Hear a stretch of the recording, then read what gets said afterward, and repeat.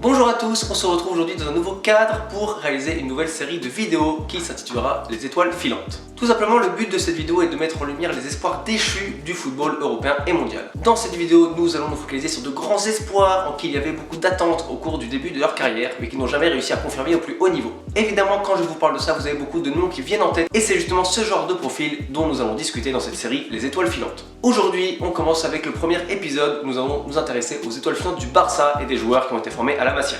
Évidemment, le FC Barcelone fait partie des meilleurs centres de formation en Europe. Messi, Sergio Busquets, Xavi, Iniesta sont des exemples de joueurs qui ont été formés au Barça. Par ailleurs, il y a également des joueurs formés à Barcelone qui évoluent actuellement dans d'autres grands clubs européens, comme par exemple Thiago Alcantara. Pourtant, le FC Barcelone n'a pas sorti que des cracks de son centre de formation. Pour certains joueurs, on prédisait également un avenir aussi brillant que celui de Lionel Messi, mais le futur n'a pas du tout été à la hauteur.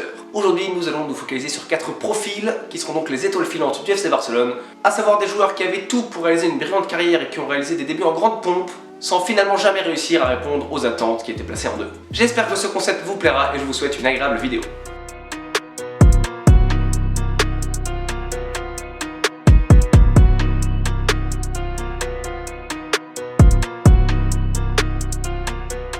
Quand on parle d'étoiles filantes formées à la Masia, on pense tout de suite à Boyan, le joueur qui était comparé à Messi lors de ses grands débuts. Il fait ses débuts dans l'équipe première du Barça à seulement 17 ans, ce qui en fait un joueur particulièrement précoce. Lors de ses 3 premières saisons, il dispute notamment 126 rencontres pour 34 buts et 16 passes décisives. Évidemment, il ne joue pas d'un statut de titulaire indiscutable, mais il est un joueur important de la rotation et il engrange généralement d'expérience avec ses entrées en jeu, le plus souvent au poste de buteur.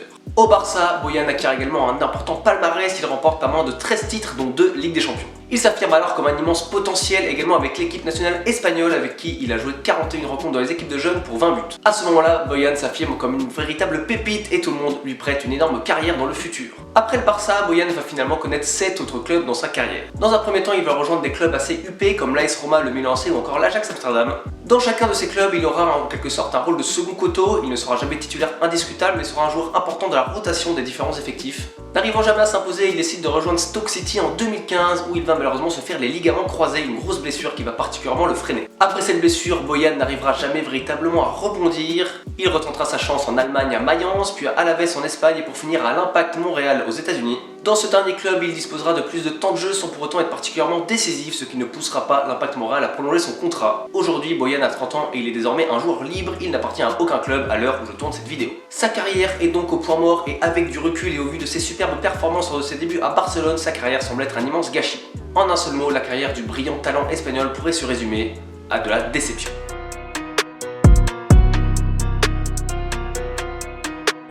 On enchaîne avec un second profil avec un autre joueur espagnol, Isaac Cuenca. Moins médiatisé que Boyan, il avait pourtant un début de carrière similaire. Cuenca fait ses débuts en équipe première lors de la saison 2011-2012. Il disputera 30 rencontres dont 20 titularisations, se contentant le plus souvent de rentrer en jeu afin de faire souffler les éléments principaux de l'effectif catalan.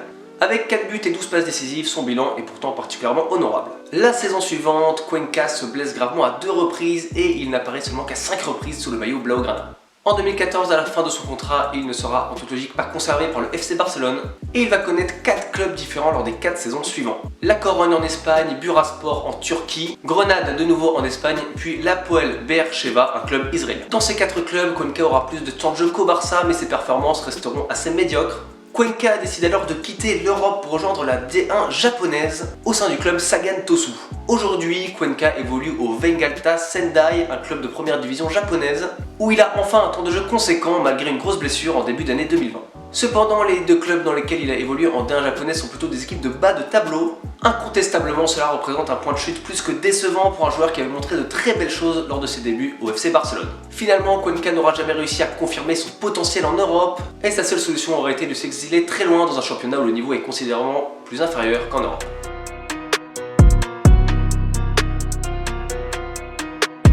Le joueur suivant est un profil que vous connaissez très probablement avec Deulofeu.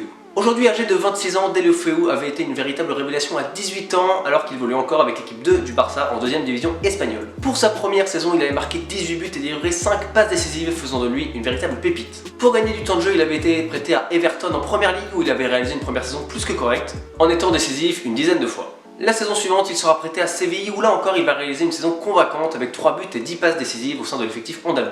Il revient au Barça mais il ne peut toujours pas jouir d'un statut de titulaire, alors Everton décide de le récupérer. Là encore, Deulofeu réalise une saison pleine avec 4 buts et 13 passes décisives, contribuant grandement à la bonne saison réalisée par les Toffees. Deulofeu va encore être prêté une fois de plus par Everton au Milan AC pour une demi-saison où il sera particulièrement intéressant et il va réaliser de très bonnes performances. Cela va pousser le FC Barcelone à le racheter pour une douzaine de millions d'euros. Cependant, l'histoire se répète, à Barcelone il n'aura pas de temps de jeu, il va de nouveau être prêté en première ligue, cette fois-ci à Watford. Malheureusement, son arrivée ne se passe pas comme prévu et Deulofeu se fracture le pied droit, ce qui va considérablement le freiner, mais ce qui n'empêchera pas Watford de l'acheter définitivement à la fin de son prêt. Lors de sa première saison complète, il inscrit 10 buts et réalise 5 passes décisives. Lors de sa deuxième saison, il devient enfin un titulaire indiscutable dans un club. Il inscrit 4 buts et délivre 5 passes décisives, un bilan somme toute intéressant, mais lors de la fin de la saison, il se blesse gravement en se faisant les ligaments croisés. Blessé, il ne participera pas à la lutte pour le maintien de Watford, qui finira finalement par descendre en Championship. Avec un tel talent, Deulofeu ne peut pas se contenter de jouer dans un échelon inférieur, il va donc quitter Watford pour l'Italie où il rejoint l'Udinese. Cette saison est encore compliquée par l'Espagnol entre blessures et période de méforme, il n'a pas toute la confiance de son entraîneur et est bien loin d'être un joueur de premier plan. Alors oui, Deulofeu n'a que 26 ans, donc sa carrière est encore bien loin d'être terminée. Ce qui fait de ce joueur un espoir déçu ou encore une étoile filante, c'est plutôt ses performances vis-à-vis du talent qu'il avait laissé exploser au début de sa carrière. Deulofeu est un joueur particulièrement inconstant, il est capable de réaliser des très bonnes moitiés de saison comme il l'avait montré lors de son prêt au Milan AC. À 26 ans, Deulofeu peut clairement encore rebondir et peut-être définitivement lancer sa carrière, mais pour l'instant, celle-ci est très loin des attentes qu'on pouvait placer en lui il y a encore quelques années.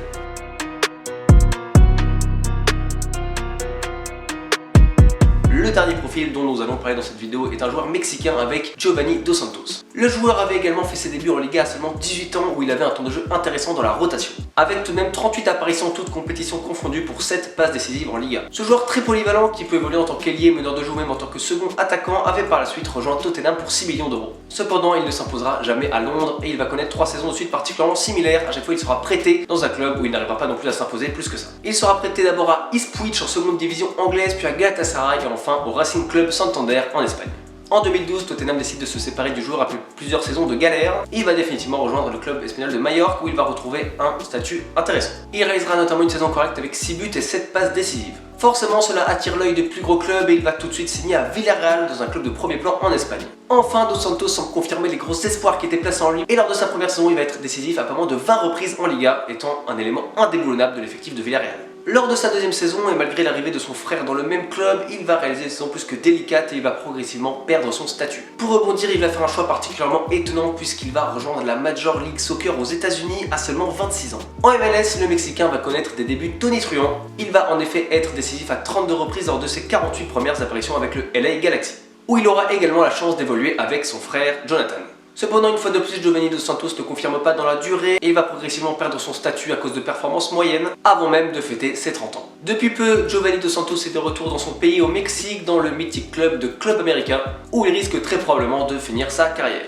Dos Santos était également au début de sa carrière un immense talent qui n'a jamais su confirmer au plus haut niveau. Comme Deulofeu, Dos Santos a été particulièrement inconstant et il n'a jamais réussi à s'imposer comme un cadre d'une équipe dans la durée. Avec également de nombreuses blessures, sa carrière est globalement un échec et reste particulièrement frustrante pour tous les observateurs. Nous arrivons donc à la fin de cette vidéo sur les étoiles filantes du FC Barcelone. J'espère que cette vidéo aura été intéressante pour vous et qu'elle vous aura permis d'avoir des nouvelles d'anciens cracks qui n'ont jamais réellement confirmé au plus haut niveau. Évidemment, il y a également d'autres profils passés par le FC Barcelone qui n'ont jamais su confirmer. Si vous avez des idées en tête, je vous invite évidemment à les mentionner en commentaire. Par ailleurs, n'hésitez également surtout pas à commenter quel prochain épisode vous souhaiteriez voir, à savoir sur quel club ou sur quel pays il serait intéressant de faire un autre épisode des étoiles filantes. En attendant, si la vidéo vous a plu, je vous invite comme d'habitude à liker cette vidéo ou encore à vous abonner à ma chaîne pour être au courant des prochains épisodes. Je vous remercie pour votre présence et je vous dis à très vite pour une prochaine vidéo.